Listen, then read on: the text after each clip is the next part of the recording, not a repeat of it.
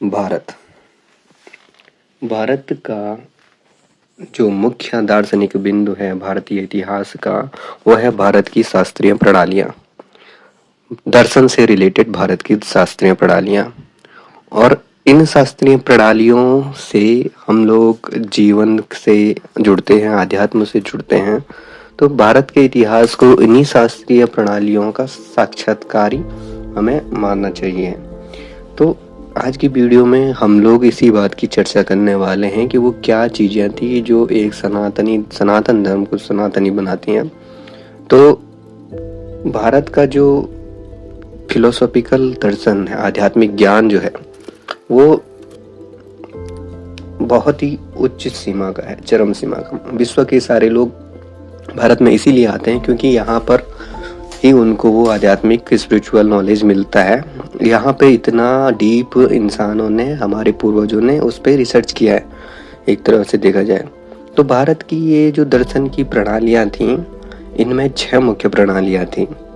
तो उनमें सबसे पहले जो सांख्य जैसे आ रहा है, तो सांख्य दर्शन क्या था? आत्मा की मुक्ति के लिए योग्य ज्ञान की आवश्यकता को जो प्रमुखता देता था और ऐसा विश्लेषण करके आत्मा की और ज्ञान की प्रक्रिया पर विचार करता था, वो था सांख्य।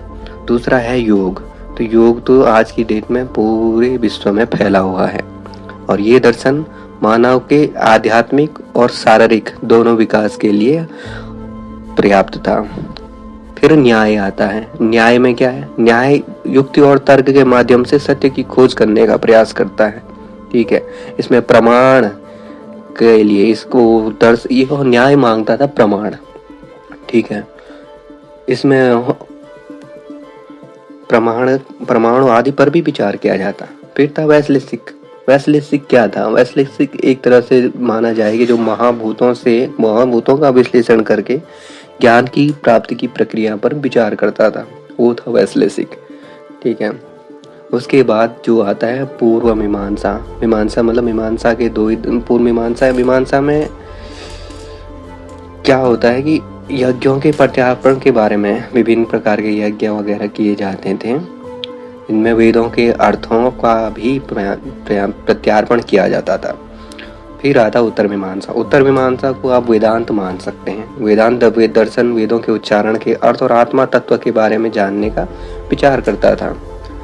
उसके अलावा 3 गैर शास्त्रीय जो फिलोसॉफिकल प्रणालियाँ थी वो थी, उनके अंतर्गत आते हैं चारवाक, बौद्ध और जैन संप्रदाय। तो ये विचारधाराएं भारत में फलीभूत हो रखी हैं हमारे इतिहास में, जिनके बारे में पढ़ाई करना बहुत ज़्यादा जरूरी है in order to survive in the contextual world for knowing what our ancestors were knowing। तो ये बात हमारे लिए बहुत ज़्यादा जरूरी हो जाती है कि हमारे पूर्वजों ने आध्यात्म के विषय में क्या क्या जाना है, तो हम वहाँ से शुरू कर सकते हैं अपनी यात्रा। हमें फिर से उस रास्ते पे उतना सब कुछ जानने की जरूरत नहीं है। हमें बस यह जरूरत है कि हम इसको जहाँ तक वो लोग जाने हैं उसको आगे बढ़ाएं, न कि फालतू के ये वाद विवादों में पड़े रहे।